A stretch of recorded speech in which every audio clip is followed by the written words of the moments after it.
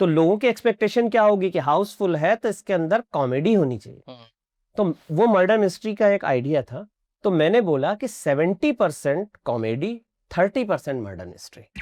तो मुझे बताइए कि 10,000 एपिसोड्स लिखने के बाद भी आपका जो सिनेमाई सफर है वो बहुत उड़ान नहीं भर पाया। तो क्या आपके साथ भी ये भेदभाव हुआ है कि अरे यार ये टीवी से आया हुआ है, इसीलिए शायद आपको मतलब कि उतना मौका नहीं मिला, जबकि आपके जैसे सटायर लिखने वाले, आपके जैसे कॉमेडी लिखने वाले राइटर्स को तो मतलब कि सर आंखों पे रख लेना चाहिए टीवी फिल्म इंडस्ट्री को। इसके बारे में बताइए सर। मेरे साथ उल्टा हुआ है।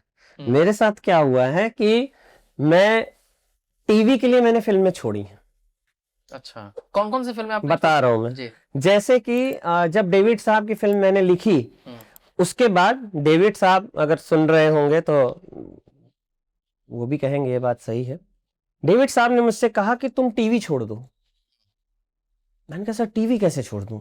नहीं, तुम टीवी छोड़ दो, तुम अब डेविड धवन के राइटर हो और तुम्हारी कुंडली बदल जाएगी, अब तुम मेरी फिल्में लिखोगे, टीवी छोड़ दो। तो मैंने उनसे एक ही प्रश्न किया, मैंने कहा सर टीवी छोड़ दूं आप कह रहे हैं, लेकिन आपने मुझे बुलाया कहां से? टीवी से। तो अगर टीवी देख के डेविड धवन मुझे बुला के फिल्म दे सकते हैं तो मैं उस टीवी को कैसे छोड़ दूं? पहली बात। दूसरी बात, टीवी ने मुझे इतना कुछ दिया है, मैं इतना एहसान फरामोश तो नहीं हो सकता कि मैं फिल्मों के लिए। तो क्या हुआ कि डेविड साहब की फिल्में मैंने क्योंकि मैंने ये बात बोल दी तो ऑब्वियसली उनको क्या चाहिए होता था कि आप पूरा टाइम उनको दें, सुबह से शाम तक उनको आप टाइम दें, ये फिक्स था उनका, जो मैंने डू नॉट डिस्टर्ब में दिया। लेकिन अब मैं ऐसे हमेशा नहीं कर सकता हूं, तो इसलिए क्या हुआ, डेविड साहब की फिल्में मैंने नहीं करी और ना उन्होंने मुझसे करवाई, क्योंकि उनको मालूम था कि ये आदमी जो है नहीं करेगा। अब आइए एबीसीडी पे, फिर एबीसीडी हिट हुई। एबीसीडी हिट हुई और आपको मालूम है एबीसीडी 2 मैंने नहीं की सिर्फ टीवी की वजह से। अच्छा, वो भी आपको रीजन बताता हूँ। हाँ, रीजन बताता हूँ। रीजन क्या है कि यू टीवी ने एक जो है हमारे सामने, तब क्या है डिज्नी आ गया था यूट्यूब में, तो एक उन्होंने रखा कॉन्ट्रैक्ट। कॉन्ट्रैक्ट में लिखा हुआ था कि you have to be there shoot के टाइम पे और 2 महीने एलए में। और यहां मेरा एफआईआर, लापतागंज, जिनी और जूजू, ये मेरे 3 ये शो और 2 और 5 शो मेरे चल रहे हैं। मैं शटर गिरा के चला जाऊं 2 महीने एक फिल्म के लिए? वो शो जिन्होंने मुझे नाम, इज्जत, पैसा सब कुछ दिया है, मैं ये कह दूं प्रोड्यूसर से और चैनल से कि मैं तो साहब फिल्म करने जा रहा हूं, शटर गिरा दीजिए, नहीं कर सकता। अच्छा, अब आपके उस प्रश्न पे आता हूं मैं, फिल्मों की बात पे। तो एबीसीडी मैंने नहीं की इस वजह से। हाउसफुल 5, हाउसफुल 5 की कहानी मैंने लिखी, ओके, ठीक। लेकिन आप देखिए उसमें नाम किसका है? साजिद नाडियाडवाला का। पहली बार प्रोड्यूसर ने स्टोरी में अपना नाम दिया, क्योंकि मेरा और डायरेक्टर का झगड़ा हो गया। डायरेक्टर का नाम तरुण मनसुखानी, जिसका नाम मैंने रखा है तरुण मंदुखानी। क्यों? इसलिए कि जब जो है साहब आइडिया जो था वो तरुण का था, स्टोरी मैंने लिखी।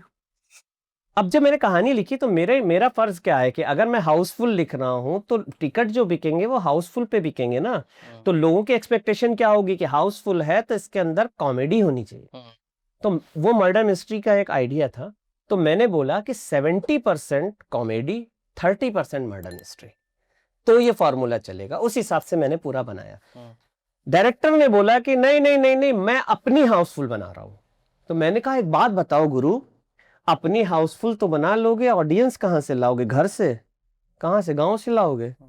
कैसे दिखाओगे? लोग अंदर जाएंगे क्या बोलेंगे, मर्डर मिस्ट्री देखने आए?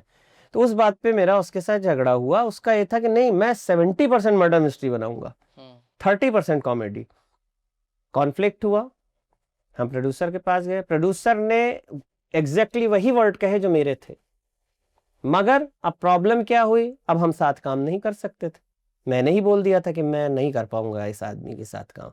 तो उन्होंने क्या किया, उन्होंने ना उनका नाम दिया ना मेरा नाम दिया, क्योंकि आइडिया उनका था, लिखा मैंने था स्टोरी, तो उन्होंने अपना नाम दिया। आप देखिए, वरना कभी साजिद नाडियाडवाला का आपको स्टोरी में नाम नहीं दिखेगा, पहली बार का। तो ऐसा नहीं कि मुझे फिल्में नहीं मिलती रही हैं, लेकिन मैं गलत चीज बर्दाश्त नहीं करता। मेरा ये था कि मेरा अगर नाम जा रहा है और आप फिल्म देखने आ रहे हैं तो आपको ये कहना चाहिए कि अब तक के हाउसफुल में ये सबसे अच्छी कहानी, और बाद में क्या बनी है आप देखिए। Thank you for watching this full clip, और मैं आपसे वादा करता हूं कि इसका फुल पॉडकास्ट भी देख के आपको काफी मजा आने वाला है। Link in the description.